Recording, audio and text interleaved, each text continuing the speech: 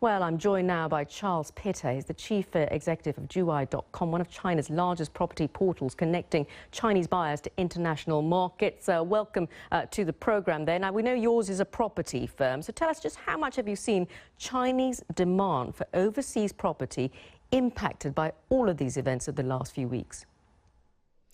Yeah, it's a good question. It's interesting. We did a survey prior to the Brexit result, and we interviewed approximately 400 real estate professionals, including investors in China, and approximately 40 in the UK.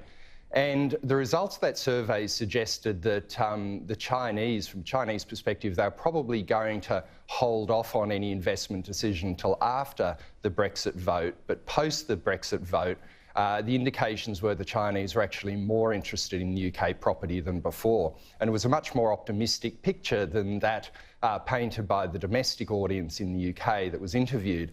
And we've seen since the June 20 result that absolutely play out. We've seen the last 4 weeks, we've had more inquiries and more leads sent to our clients from China than we've seen really for the duration of this year. So the last 4 weeks have seen leads up about 40%, and a clear indication that the Chinese are very, very interested in the UK, and post the Brexit result, we're seeing that demand increase. All right, but moving away from Brexit, though, let's take a look at the US, because Trump's confirmation as the Republican nominee. How do you think relations will change with China when you take into account all his anti-China rhetoric from his speech just a few hours ago?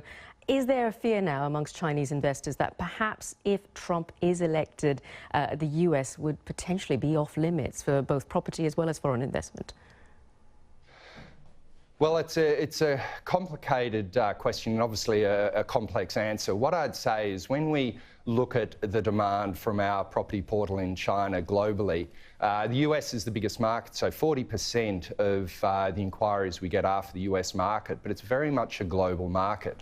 So if there are indications, or any of the countries that we're dealing with internationally, that they're less proactive and less keen on demand from China, it could have an impact. I think when you look at what's happening with the G20 and the fact that you've got a number of senior UK officials in China at the moment essentially saying that the UK is open for business, that sends a very positive message. So if there are countries, and in this case the US, that potentially is sending a more negative message, it could have an impact. But at this point, yeah, the US is our biggest market.